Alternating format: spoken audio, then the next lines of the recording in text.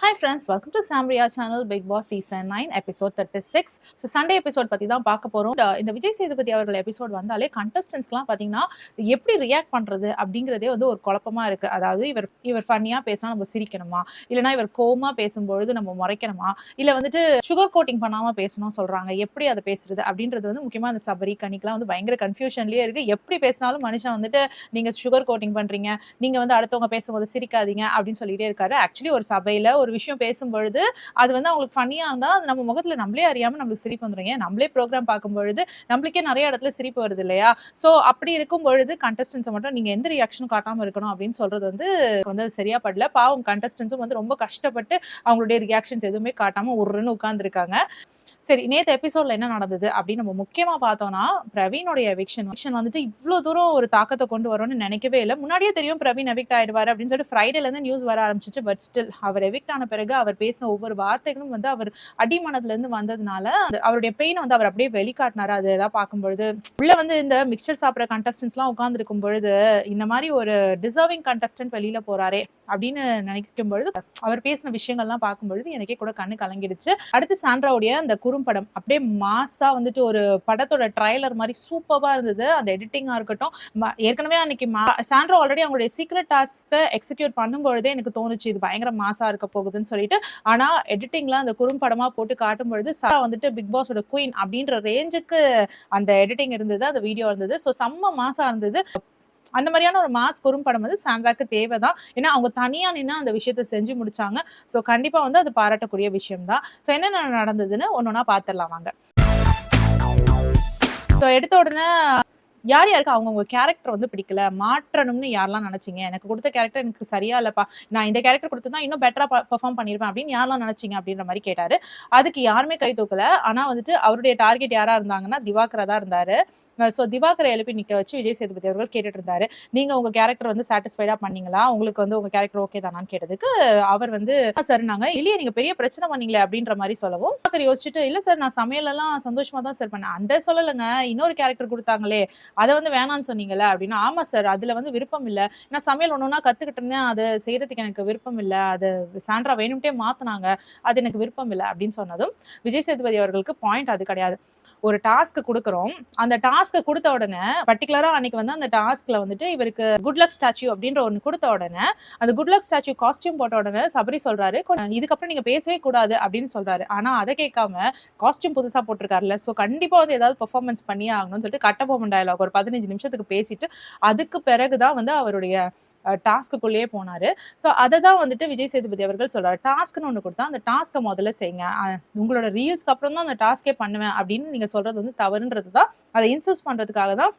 So உங்களை மாதிரியே நான் பேசி காட்டுறேன் வளவளன்னு ரொம்ப நேரம் பேசி இழுத்து பேசிட்டு இந்த மாதிரி தான் நீங்களும் பேசிட்டு இருக்கீங்க. ஒரு டாஸ்க் கொடுத்தா அதை டக்குன்னு ஆரம்பிக்க மாட்டேங்கிறீங்க, அதை விட்டுட்டு நீங்க என்னென்னமோ பண்ணிட்டு நீங்க உங்க பாட்டுக்கு ஜாலியா உஷாரா உங்களோட ரீல்ஸ் எல்லாம் பண்ணிட்டு அதுக்கப்புறம் நீங்க டாஸ்க்குள்ள போறீங்க, உங்களை டாஸ்க் பண்ண வைக்கிறதே எங்களுக்கு ஒரு பெரிய டாஸ்கா இருக்கு அப்படிங்கிற மாதிரி விஜய் சேதுபதி அவர்கள் சொன்னாரு. நான் யோசிச்சு பார்த்தேன் இந்த சாண்ட்ராவுடைய டாஸ்க்கை வந்து திவாகர் அவர்களுக்கு கொடுத்திருந்தா எப்படி பண்ணியிருப்பாரு அப்படின்னு யோசிச்சு பார்த்தா வந்து பாதி நேரம் தூங்கியிருப்பாருன்னு நினைக்கிறேன், இல்லை குவிட் பண்ணியிருப்பாரு என்னால பண்ண முடியலன்னு எனக்கு என்னமோ தோணுது. இல்லை இவருக்கு ஒரு சீக்ரெட் டாஸ்க் கொடுத்து தான் பார்க்கணும், இவர் எப்படி பண்றாரு எப்படி பெர்ஃபார்ம் பண்றாருன்னு பார்க்க வந்து கொஞ்சம் ஆர்வமா தான் இருக்கு.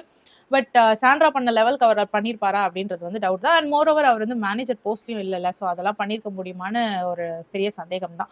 அது முடிச்சோன்னே யாரோட கிரெடிட்டை வந்து யாரு திருடலாம் அப்படிங்கிற மாதிரி ஒரு கேள்வி கேட்கப்பட்டது. அதுல டக்குன்னு பாத்தீங்கன்னா அரோரா எழுந்துட்டாங்க. அரோரா நீங்க என்ன வேலை செஞ்சீங்கன்னு உங்களுடைய கிரெடிட்டை யாரு திருடினா அப்படின்ற மாதிரி தான் நமக்குலாம் ஷாக்கா இருந்தது.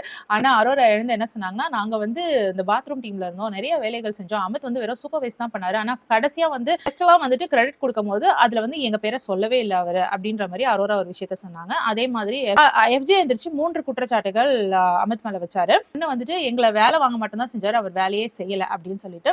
இன்னொன்னு வந்துட்டு இந்த கார்னிவல் அப்படிங்கிற பிளான் வந்து நான் தான் கொடுத்தது, நான் தான் ப்ரப்போஸ் பண்ணது, ஆனா அதுக்கு வந்து கெஸ்ட் எல்லாம் பாராட்டினப்போ என்னோட பேரை அவர் சொல்லவே இல்லை அப்படின்னு சொன்னாரு. இன்னொன்னு வந்துட்டு நான் கெஸ்ட்டுக்கு வந்து ஃபர்ஸ்ட் டே வந்து என்னோட பெர்ஃபார்மன்ஸ்லாம் காமிச்சிட்டு இருந்தேன். அதுக்கப்புறம் பார்த்தீங்கன்னா, அமித் வந்து இதெல்லாம் பண்ண வேணாம், ஸ்டாப் பண்ணுங்க அப்படின்னு சொல்லிட்டதுனால, நான் செகண்ட் அண்ட் தேர்ட் டே பண்ணவே இல்ல. கெஸ்ட் கடைசியா வெளியில போகும்பொழுது கேட்டுட்டு போனாங்க. ஏன் ஃபர்ஸ்ட் டே நீங்க பண்ணீங்க, அதுக்கப்புறம் நீங்க அத பண்ணவே இல்ல அப்படின்ற மாரி கேட்டுட்டு போனாங்க. அது ஒரு குறையா சொல்லிட்டு போனாங்க. ஸோ அதற்கு காரணம் வந்து அமித் தான். என்னோட பெர்ஃபார்மன்ஸ ஸ்டாப் பண்ணதுக்கு அமித் தான் காரணம் அப்படின்ற மாரி சொன்னாங்க. ஸோ இந்த 3 குற்றச்சாட்டுகளையும் வந்து விசாரிக்கலாம் அப்படின்ட்டு அமித்த எழுப்பி கேட்டபோது, அமித் என்ன சொன்னார்னா, ஃபர்ஸ்ட் அவங்க என்ன வேலையே செய்யலன்னு சொன்னாங்க. இவங்க 2 பேரும் தூங்கிட்டு இருக்கும்பொழுது, நான் தான் வந்து தண்ணிலாம் கொண்டு போயிட்டு அந்த ஜக்கூசில ஃபில் பண்ணேன். சுடு தண்ணிய புடிச்சிட்டு போய் ஜக்கூசில ஃபில் பண்ணது நான் தான். இவங்க பண்ணல அப்படின்னு சொல்லும்பொழுது, அதுக்கு எஃப்ஜே வந்து நான் பார்க்கவே இல்லையே! அவர் வேலை செஞ்சத நான் பார்க்கவே இல்லையே! அப்படின்னு சொல்லிட்டு இருக்காரு. அதான் அவரே சொல்றாருல்ல, நீங்க தூங்கிட்டு இருந்தீங்க. நீங்க தூங்கிட்டு இருந்த டைம்ல உங்கள எழுப்பாம நான் தான் அந்த வேலைய செஞ்சேன்னு சொல்லிட்டு அமித் தான் சொல்றாருல்ல. அப்படியே வந்து நான் பார்க்கல சார். அவருங்க செஞ்சத நான் அது இல்லாம நான் பாத்ரூம்க்குலாம் மாப் போட்டேன்னா, நான் பார்க்கலையே அத அப்படின்னு சொல்லிட்டு. ஸோ இவர் தூங்கும்பொழுது அமித் செஞ்ச வேலைகள்லாம் வந்து இவர் பார்க்கல அப்படிங்கிற காரணத்துக்காக அந்த வேலைலாம் இல்லன்னு ஆயிடுமா? ஸோ ஃபர்ஸ்ட் குற்றச்சாட்டு வந்து இல்லன்னு ஆயிடுச்சு. இல்ல அவரும் வேலை செஞ்சிருக்காரு அப்படின்றது தெரிஞ்சிருச்சு. நெக்ஸ்ட் வந்துட்டு வந்து பெர்ஃபார்ம் பண்ணும்பொழுது பெர்ஃபார்ம் பண்ண வேணாம் அப்படின்னு சொல்லிட்டு செகண்ட் டேல இருந்து அவரோட பெர்ஃபார்மன்ஸை ஸ்டாப் பண்ணதா சொன்னதுக்கு அதுக்கு அமித் சொன்னாரு, இல்ல உள்ள வந்து கெஸ்ட்ல ஒருத்தரான தீபக் வந்து சொன்னாரு, இது ரொம்ப கொஞ்சம் ஓவர் போர்ட் ஆகுது, கொஞ்சம் கம்மி பண்ண சொல்லுங்க அப்படின்ற மாதிரி சொன்னாரு. அதனால தான் அவர்கிட்ட அதை பண்ண வேணாம்னு சொல்லி சொன்னேன் அப்படின்னு அமித் சொன்னாரு. உடனே தீபக் வந்து இதுக்காக பக்கத்துலயே விசாரிக்க வச்சிருந்த மாதிரி வாங்க அப்படின்னு சொல்லி தீபக்கை கூப்பிட்டாங்க. உடனே தீபக் வந்துட்டு இப்படிலாம் சொல்ல ரொம்ப கெயாட்டிக்கா போக வேணாம், அன்ஆர்கனைஸ்டா இருக்க வேணாம், எப்பவுமே அந்த பீட் பாக்ஸிங் வேணாம் அப்படின்ற மாதிரி தான் நான் சொன்னேனே தவிர வேணவே வேணாம்னு நான் சொல்லல. அப்போ நான் பெர்ஃபார்மே பண்ண வேணாம் அப்படின்னு சொன்னேன் அப்படின்ற மாதிரி தீபக் சொல்லிட்டாரு. சோ இதுல வந்துட்டு ஒரு முரண்பாடு இருக்கு அப்படின்னு நம்ம பார்க்க முடியுது. ஏன்னா இப்ப நிறைய வீடியோஸ் வந்துட்டு இருக்கு. அமித் கிட்ட தீபக் சொல்றாரு, இந்த பீட் பாக்ஸிங்லாம் வந்து ரொம்ப ஜாஸ்தியா போயிட்டு இருக்கு, கம்மி பண்ணலாம், ரொம்ப போகுது அப்படின்ற மாதிரி சொல்றாரு. சோ கம்மி பண்ணலாம் அப்படின்னு சொல்லும் பொழுது அமித்தும் வந்துட்டு ரொம்ப ஜாஸ்தியா போகுது போல இருக்குன்னு சொல்லிட்டு அவரோட டீம்மேட்டான எஃப்ஜே கிட்ட போய் சொல்லியிருக்காரு, இது பண்ணாதீங்க அப்படின்ற மாதிரி. இதுல எனக்கு ஒன்றும் தப்பா தெரியல. ஸோ இங்க வந்து தீபக் வந்து ஃபிளிப் ஆயிட்ட மாதிரி தோணுச்சு. அவர் வந்து மாத்தி பேசின மாதிரி ஆயிடுச்சு. ஸோ அவர் மாத்தி பேசுனதுனால அமித்துக்கு ஒரு கெட்ட பேரா போயிடுச்சு. அடுத்து பாத்தீங்கன்னா கார்னிவல் ஐடியாவை எஃப்ஜே தான் ப்ரப்போஸ் பண்ணது அப்படின்னு சொன்னதுக்கு அமித் வந்துட்டு அதை ஒத்துக்கிட்டாரு. ஆமா அவர் தான் ப்ரப்போஸ் பண்ணாரு, அதுக்கு கிரெடிட் கிடைச்சப்போ நான் அவர் பேரை சொல்லாதது தப்பு தான். தீபக் வந்தப்போ நான் ரொம்ப சாரிங்க, அவங்க தான் வந்து எனக்கு ஐடியா கொடுத்தாங்க, எஃப்ஜே தான் ஐடியா கொடுத்தாரு, நான் அதை உங்களுக்கு சொல்லாததுக்காக சாரி அப்படிங்கிற மாதிரி சொல்லவும், விஜய் சேதுபதி அவர்கள் இப்ப சொல்லி என்ன பிரயோஜனம், அந்த காலம் கடந்து போச்சு அப்படின்னு சொன்னாங்க. ஸோ அமித் மேல இருக்கிற ஒரு தப்பு அப்படின்னு பாத்தீங்கன்னா, அந்த கார்னிவலுக்கு வந்து எஃப்ஜே தான் ப்ரப்போஸ் பண்ணாருன்றதை வந்து சொல்லியிருக்கணும். அதை சொல்லாம அந்த கிரெடிட் அவர் எடுத்துக்கிட்டது வந்து தவறான செயல் தான். இதை பத்தி விக்கல்ஸ் விக்ரமும் தெரிஞ்ச உடனே எந்திரிச்சு நின்று இதுக்கு வந்து கார்னிவலுக்கு எஃப்ஜே வந்து ப்ரப்போஸ் பண்ணாலும் நாங்க எல்லாருமே வந்து ஐடியாஸ் கொடுத்தோம். ஸோ இது வந்து ஒரு டீம் எஃபர்ட். ஸோ ஒரு கிரெடிட் கிடைக்குதுன்னா அது டீமுக்கே கிடைச்சிருக்கணும். அது வந்து அமித் மட்டும் எடுத்துட்டு போறாருன்னா அது தவறான செயல், அதை நாங்க ஒத்துக்க மாட்டோம். இது வந்து டீமுக்கே கிடைச்சிருக்கணும் அந்த பேரு அப்படின்னு சொன்ன உடனே அதுவும் ஒரு வேலிட் பாயிண்டா இருந்தது. ஸோ அமித் வந்து இது நல்லா பண்ணியிருக்கீங்க அப்படின்னு சொல்லும்பொழுது, இதுக்கு எங்க டீம் தான் காரணம், எஃப்ஜே தான் ப்ரப்போஸ் பண்ணாரு அப்படின்ற ஒரு வார்த்தையை சொல்லாம ரொம்ப நன்றின்னு அவர் மட்டும் கிரெடிட் எடுத்துக்கிறது தவறான விஷயமா தான் இருந்தது. அடுத்து எஃப்ஜே ஒரு வார்த்தை சொன்னார் பாருங்க, இந்த மாதிரி அவர் எல்லாருடைய கிரெடிட்டையும் எடுத்துக்கிறாருன்னு சொன்னதுக்கு வியா டக்குன்னு எந்திரிச்சிட்டாங்க. எந்திரிச்சு இவர் மட்டும் சொல்றாரு அவரோட கிரெடிட் எடுத்துக்கிறாங்கன்னு சொல்லிட்டு, இவரும் தான் எல்லாரோட கிரெடிட்டையும் சேர்த்து எடுத்துக்கிறாருன்னு, நீ சொல்லுமா உனக்கு என்ன கதை அப்படின்னு கேட்டா, ஒரு தண்ணி பிரியங்கா கேட்டாங்க, அதுக்கு நான் ஒரு கப்பில் எடுத்துட்டு போய் கொடுத்தேன், அதுக்கு எஃப்ஜே வந்துட்டு இல்ல நான் தான் கொட்டிட்டு கொடுப்பேன்னு சொல்லிட்டு கொட்டிட்டு போய் கொடுத்தாரு. திவ்யாவும் வந்தாங்க, நான் எடுத்த தண்ணியை கொட்டிட்டு திரும்பியும் வந்துட்டு அவங்க வேற தண்ணி குடிச்சு கொடுத்தாங்க. சோ இந்த மாதிரி எனக்கு ஒரு தண்ணி கூட கொடுக்க விடல. நான் வந்து கிச்சன் டீம் தான். சோ பிரியங்கா தண்ணி கேட்டதுனால நான் தண்ணி கொடுக்க போனேன். இதுல வேற எஃப்ஜே வந்து என்ன கேட்டாரு, கிரெடிட் எடுக்க பாக்குறியான்னு சொல்லிட்டு அப்படின்னு. உடனே எஃப்ஜேவை கேட்டாரு விஜய் சேதுபதி அவர்கள், நீங்க என்ன டீம் அப்படின்னு. அவர் சொன்னார், நான் cleaning team sir, bathroom cleaning team sir. உங்களுக்கு என்ன வேலை இங்க அப்படின்னா, கிச்சன்ல வந்து தண்ணி கொடுக்கறது உங்களோட டிபார்ட்மெண்ட்டே இல்லையே, எதுக்காக நீங்க அதை புடுங்கி கொடுத்தீங்கன்னு கேட்டோன்னே, சார் நான் ஒரு கேரக்டர் டிசைட் பண்ணி வச்சிருந்தேன் சார், நான் பிரியங்காவுடைய ஒரு தீவிரமான ஃபேன் அப்படிங்கிற ஒரு கேரக்டர் நானே எனக்குள்ள செட் பண்ணி வச்சிருந்தேன் சார், ஸோ அதை தான் நான் பண்ணேன் அப்படின்னு சொல்லிட்டு இருந்தாரு. சரிங்க அதை பண்ணலாம், அதை எப்படி பண்ணலாம், உங்களோட டீம்ல உங்களோட பாத்ரூம்க்கு பிரியங்கா வராங்களா, அப்போ வந்துட்டு மேடம் நான் இதெல்லாம் பண்ணி வச்சிருக்கேன், உங்களுக்காக ஸ்பெஷலாக கிளீன் பண்ணி வச்சிருக்கேன், இந்தாங்க டிஷ்யூ, இந்தாங்க டவல் அப்படின்னு சொல்லிட்டுலாம் உங்களுடைய ஆர்வத்தை காட்டுறதோ இல்ல சேர் எடுத்து போடுறதோ, அவங்க போற இடத்துக்குலாம் போய் சேர் எடுத்து போடுறதோ, இந்த மாதிரி வேலைகள்லாம் பண்ணா ஃபேன் பாய் மூமெண்ட் ஒத்துக்கலாம். அதை விட்டுட்டு அடுத்தவங்களுடைய வேலையை நீங்க எப்படி புடுங்கி செய்யலாம். திவ்யாவை எழுப்பி கேட்டா திவ்யா சொல்றாங்க அது 3 டிபார்ட்மெண்டோட வேலையா. அதாவது ஹவுஸ் கீப்பிங் தான் வந்து கொண்டு போய் தண்ணி கொடுக்கணுமா, தண்ணி பிடிச்சி கொடுக்கறது கிச்சன் டிபார்ட்மெண்ட் வேலையா, கிளாஸை ஒழுங்கா கழுவி கொடுக்கறது வந்து வெசல் வாஷிங் இருக்காங்களே அவங்க வந்து டம்ளரை கிளீன் பண்ணி கொடுக்கணுமா. ஸோ இந்த மாதிரி 3 பேருடைய வேலையுமே வந்துட்டு வியானா தனியா கிரெடிட் எடுக்க பார்த்தாங்க, அதை நான் விடக்கூடாதுன்னு தான் சொல்லிட்டு நான் கொட்டினேன் அப்படின்ற மாதிரி அவங்க ஒரு பக்கம் சொன்னாங்க. சரி இது வியானா வந்து தண்ணி எடுத்துட்டு போய் மொத்தமா கொடுக்க பார்த்ததாவது வந்து ஓகே ஃபைன், ஓகே கிரெடிட் எடுக்கிறாங்க அப்படி இப்படின்னு சொன்னா கூட பரவாயில்ல. ஆனா சம்பந்தமே இல்லாம எஃப்ஜே ஒரு விஷயம் பண்றாரு பாத்தீங்களா, அடுத்தவங்க வேலையெல்லாம் எடுத்து போட்டு நான் ஃபேன் பாய் அப்படிங்கிற பேர்ல அடுத்தவங்க வேலையெல்லாம் நான் செய்வேன் அப்படின்னு சொல்லி பிரியங்கா கிட்ட ஸ்பெஷலா தன்னை காட்டிக்கிறதுக்காக செய்யும் பொழுது அது வந்து அவர் தான் கிரெடிட் எடுத்துக்கிற மாதிரி இருக்கு. மத்தவங்க ஸ்பேஸ் எல்லாம் இவர் எடுக்கிற மாதிரி தான் இருக்கு. சோ அதுதான் விஜய் சேதுபதி அவர்கள் சொல்லிட்டாரு. எல்லாரையும் கிரெடிட் எடுக்கிறாங்கன்னு சொல்லிட்டு இவர் தான் வந்து கிரெடிட் எடுத்திருக்காரு. நீ உட்காருப்பா அப்படின்னு உட்கார வச்சுட்டாரு. சரி நான் பிரேக் போயிட்டு வரேன்னு போனாரு. ஸோ பிரேக் போன டைம்லயாவது எஃப்ஜே வந்து எல்லாத்தையும் யோசிச்சு பேசி ஓகே நம்ம தப்பு தான் பண்ணிட்டோம் அப்படின்னு நினைப்பாருன்னு பார்த்தா அப்பவுமே வினோத் கிட்ட உட்காந்து சொல்லிட்டு இருக்காரு. நான் தான் ஃபேன் பாய் ஆச்சே, அப்ப நான் பண்ணலானே, நான் தண்ணிலாம் கொடுக்கலாம். அப்ப கூட வினோத் சொல்றாரு அப்படி நீங்களா ஒரு ரோல் எடுத்து பண்ணக்கூடாது, அது பிக் பாஸ் கொடுக்கலன்னு சொன்னாலும் அதெல்லாம் பண்ணலானே அப்படின்னு சொல்லிட்டு இருக்காரு. ஸோ இவர் வந்து திருந்தவே மாட்டார். இவர்கிட்ட சொல்லியும் பிரயோஜனம் இல்லை அப்படின்ற மாதிரி தான் இருக்கு. ஸோ வேஸ்ட் தான் இவர்கிட்ட பேசுறது.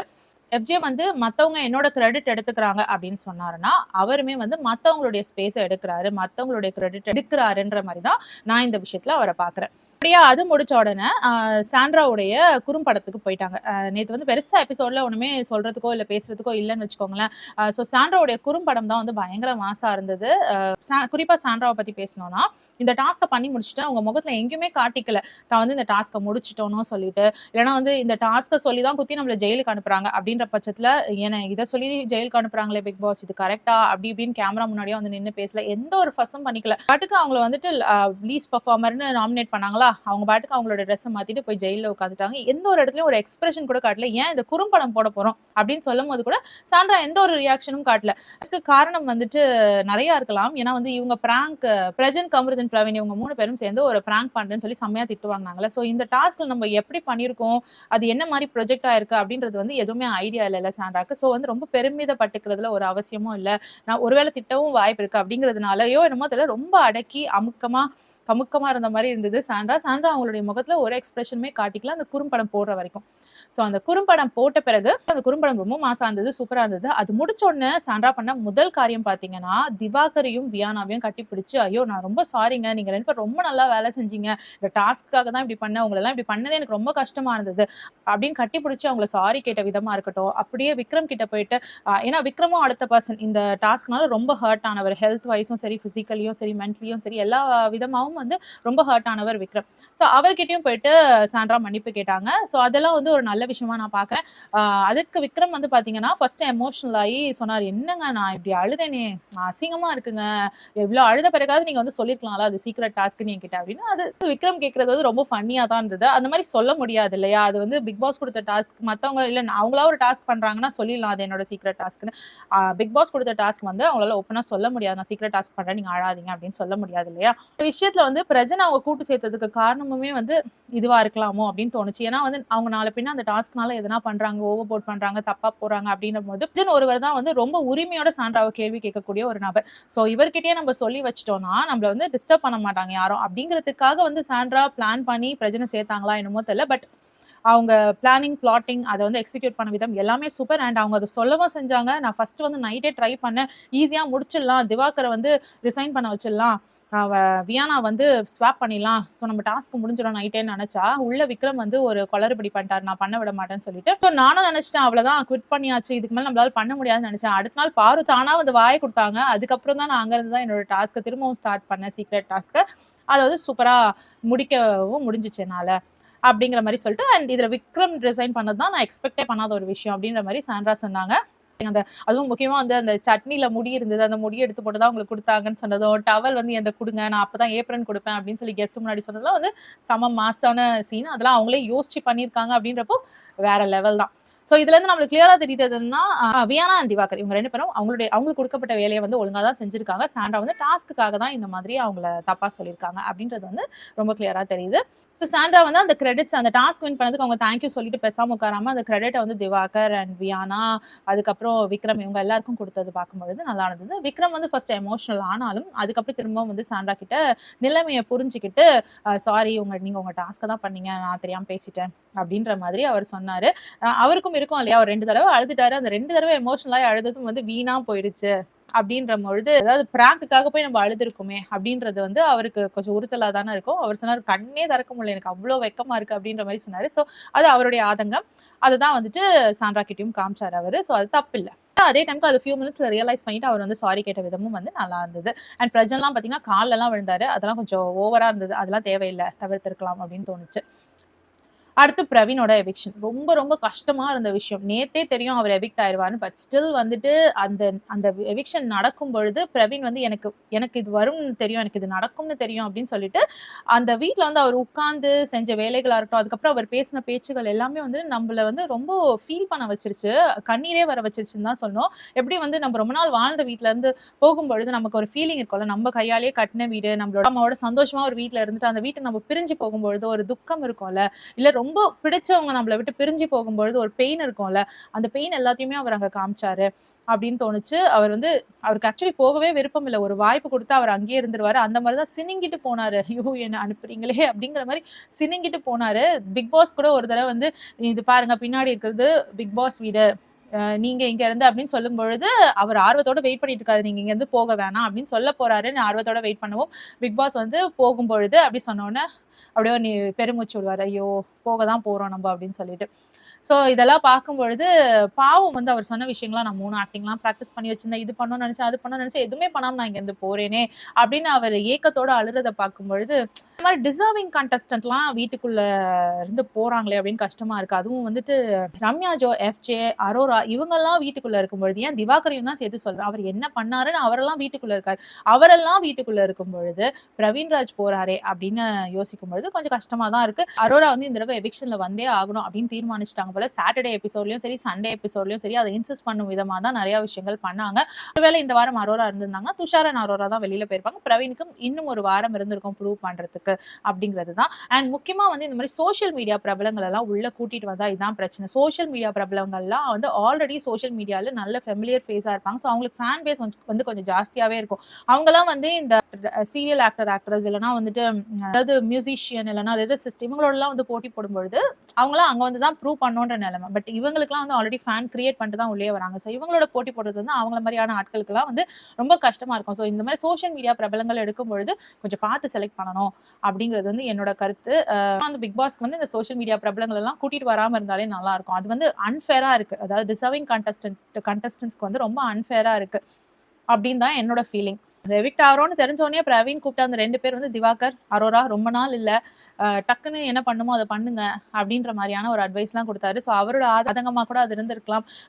திவாகர், அரோரா மாதிரியான ஆட்கள்லாம் உள்ள இருக்கும்பொழுது நம்ம வெளியில போறோமே அப்படின்னு சொல்லிட்டு ஸ்டார்டிங்லலாம் பிரவீன் வந்து திவாகரோட சண்டை போட்டிருப்பாரு. ஸோ அது கூட வந்துட்டு ஒரு பொறாமைன்னு சொல்ல முடியாது. அது வந்து ஒரு வெறுப்புன்னு சொல்லலாம். ஏன்னா வந்துட்டு அவர் ஒவ்வொரு இடத்துலயும் தன்னை வந்து ஆக்டரா ப்ரூவ் பண்ணணும்னு நினைச்சு ஒவ்வொரு இடத்துலயும் அவர் தோத்து போயிட்டே இருந்திருக்காரு. ஸோ அந்த தோல்வியின் வெளிப்பாடா தான் நான் அதை பார்க்குறேன். ஸோ திவாகர் மாதிரியான ஆட்கள்லாம் வந்து ஒண்ணுமே பண்ணாம நடிக்கவே தெரியாம நான் நடிப்பு அரக்கன் அப்படின்னு சொல்லிட்டு அவர் இவ்வளோ தூரம் இவரோட வந்து உட்கார்ந்துருக்கும் பொழுது பார்க்க வந்து கொஞ்சம் வெறுப்பா தானே இருக்கும். நம்ம எவ்வளோ கஷ்டப்பட்டிருக்கோம் இந்த நடிப்புக்காக, ஒண்ணுமே பண்ணாம இந்த ஆள் வந்து இங்க நம்ம கூட உட்கார்ந்துருக்கானே அப்படின்ற மாதிரி ஒரு வெறுப்பு அவர் மனசுல இருக்கும்ல. ஸோ அந்த வெறுப்புல தான் வந்துட்டு திவாகரை ரொம்ப நோண்டி பார்த்துட்டு இருந்தாரு பிரவீன் அப்படின்னு இப்போ எனக்கு தோணுது.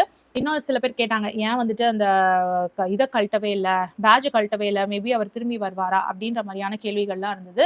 மேபி அவர் ரொம்ப எமோஷனலா இருந்தாரு. அந்த டைம் வந்து அந்த பேட்ஜையும் கழட்டி போடுங்கன்னு சொன்னா அவர் அழுதுருவாரோன்ற பயத்துல தான் பிக் பாஸ் வந்து அதை கழட்டுங்கன்னு சொல்லாமலே வந்து அந்த ஸ்டாரையும் விட்டுட்டாரு, அந்த பேட்ஜையும் விட்டுட்டாரு, எதுவுமே எடுக்க சொல்லல. வெளியில பிரவீன் வந்துட்டாரு. சேதுபதி அவர்கள் எப்போ வந்து வந்தோடனே வெளில ஒரு கண்டஸ்டன்ஸ் கிட்ட கேட்பாங்க, எதுல மிஸ் ஆச்சு அப்படின்ற கேள்வி கேட்பாங்க. ஆனா அந்த மாதிரியான கேள்வி கூட வந்துட்டு இங்க பிரவீன்ராஜ் கிட்ட கேட்கவே இல்லை. ஏன்னா எங்கேயுமே மிஸ் ஆகல இல்லையா, அவர் நல்லா தான் பண்ணாரு. ஏதோ அவருக்கு வந்து ஃபேன் பேஸ் கம்மியா இருக்கும், ஓட்டிங்ல வந்து ரொம்ப லீஸ்டா வந்து அவர் வெளியில வர வேண்டிய நிலைமை ஆயிடுச்சு. அண்ட் அரோராவை வந்து ஓட் பண்ணுங்க அப்படின்னு சொல்லாம சொல்லும் விதமா தான் அரோராவை நிக்க வச்சு அதுக்காக ஒரு டாஸ்கே கொடுத்தாங்க. இன்னைக்கு என் அக்கௌண்ட்ல பணம் கிரெடிட் ஆனா போதும், நாளை பத்தி எனக்கு கவலை இல்லை அப்படின்னு பணத்துக்காக மட்டும் யார் இருக்கா அப்படின்ற ஒரு டாஸ்க் கொடுத்ததே வந்து அரோரான்னு ஒருத்தவங்க உள்ள இருக்காங்க, அவங்களை கொஞ்சம் நாமினேட் பண்ணுங்க, நாமினேட் பண்ணாதான் தேவையில்லாம உங்களுக்கு நாங்க காசு கொடுத்துருக்கோம், அவங்களை எவிக்ட் பண்ணணும்னு பிக் பாஸ் சொல்லாம சொன்ன மாதிரி தான் இருந்தது. ஸோ அதுக்காகவே ஒரு டாஸ்க் வச்சு அரோரா ஒண்ணுமே பண்ணல அப்படின்னு எல்லா கண்டஸ்டன்ஸ் மனசையும் பதிவிடுறதுக்காகவே வந்து ஒரு டாஸ்க் வச்ச மாதிரி இருந்தது. இந்த தடவையும் எங்க அரோரா வராம போயிட போறாங்களோன்ற பயத்துல தான் இதெல்லாம் செஞ்சுட்டு இருக்காங்கன்னு தோணுச்சு. அண்ட் கடைசியா போகும்பொழுது விஜய் சேதுபதி அவர்கள் சொல்லிட்டும் போனாரு, ஒருத்தருக்கே வந்து 10, 12ன்னு ஓட்டு குத்தாதீங்க, ஒரு 5 ஓட்டு வந்தாலே அவங்க வந்து நாமினேஷன்ல வந்துருவாங்க இல்லையா, எதுக்கு வந்து ஒரு ஆளுக்கே வந்து இத்தனை ஓட்டு குத்துறீங்க, அதுக்கப்புறம் ஓட்டை வந்து ஸ்பிளிட் பண்ணுங்க அப்படின்ற மாதிரி சொல்லிட்டு போனாரு. அதை வந்து பார்வதியும் எக்ஸாக்ட்லி அப்படின்னு சொல்லிட்டு இருந்தாங்க. ஏன்னா அவங்க தானே 12 ஓட்டுகள் வாங்கிட்டு இருந்தாங்க, 10 ஓட்டுகள் 12 ஓட்டுகள்னு அவங்க தானே வாங்கிட்டு இருக்காங்க. ஸோ அவங்க எக்ஸாக்ட்லி அப்படி சொல்லிட்டு உட்காந்துருக்காங்க. சேதுபதி அவர்கள் போன பிறகு பிரஜன்லாம் உட்காந்து பேசுறாரு. அரோராலாம் வந்துட்டு நாமினேஷன்ல வரல அப்படிங்கிறதே எனக்கு ஸ்ட்ரைக் ஆகவே இல்ல அப்படின்னு சொல்லிட்டு இருந்தாரு. அண்ட் அமித்துமே கேட்கிறாரு, ரம்யா, எஃப்ஜே, கெமி இவங்கலாம் என்ன பண்ணாங்க? இவங்கள விடவா வந்து பிரவீன் மோசமான ஒரு கண்டஸ்டன்ட் இல்லையே! அவர்லாம் வெளியில போயிட்டாரேன்ற மாரி பேசிட்டு இருக்காரு. நியாயமான விஷயம் தான். ஏன்னா அந்த ஷோக்காக சில கான்ட்ரிபியூஷன் வந்து பிரவீன் பண்ணியிருக்காரு. மேபி தெரியல. இந்த இவங்கலாம் வனிதாலாம் வெளியில போயிட்டு ஒரு 2 வாரம் பார்த்துட்டு திரும்பி உள்ள வந்தாங்கல்ல. அந்த மாரி பிரவீன் ராஜும் வந்து போயிட்டு திரும்பி வரதுக்கு நெறைய வாய்ப்புகள் இருக்கு. அப்படி ஒண்ணு பண்ணாங்கன்னா நல்லா தான் இருக்கும். பொறுத்திருந்து தான் பார்க்கணும். அப்படி ஒரு விஷயம் நடக்குமா? அப்படின்னு சொல்லிட்டு. ஏன்னா 2 வாரம் வெளியில இருந்தாருன்னா, அவர் எல்லார பத்தியும் நல்லா அப்சர்வ் பண்ணிட்டு, கேம நல்லா புரிஞ்சுக்கிட்டு, திரும்பி அவர் உள்ள வந்தாருன்னா, அந்த கேமே வந்து வேற மாரி சேஞ்ச் ஆகும்னு தான் எனக்கு தோணுது. இத வந்து பிக் பாஸ் டீம் வந்து கன்சிடர் பண்ணுவாங்களா? அப்படிங்கிறது வந்து நமக்கு தெரியல. பட் ஸ்டில் பிரவீன் ராஜுக்கு நம்ம சைட்ல இருந்து ஒரு வாழ்த்துக்கள் குடுக்கலாம். அவர் வந்து ரொம்ப நல்லா இருப்பாரு. அவருக்கு இனிமே வந்து தோல்விகளே நடக்கக்கூடாது அப்படின்றது தான் என்னோட பிரேயர்ஸா இருக்கு. அவருக்கு நெறைய நன்மைகள் மட்டுமே அவர் வாழ்க்கையில இனிமே பார்க்கணும். வெற்றிகள் மட்டுமே பார்க்கணும்னு சொல்லிட்டு நான் வாழ்த்துறேன். நீங்களும் அவர வாழ்த்துங்க. உங்களுக்கு வந்து பிரவீன்ராஜோடைய எவிக்ஷன் வந்து தாக்கத்த உண்டு பண்ணுச்சா இல்லையா? எத்தன பேர் அழுதீங்க அப்படின்றத கமெண்ட் செக்ஷன்ல சொல்லுங்க. இந்த வீடியோ உங்களுக்கு பிடிச்சதுன்னா please like, share and subscribe. வேற ஒரு வீடியோல திரும்பி மீட் பண்ணலாம். Until then it's bye from Jemima. Take care.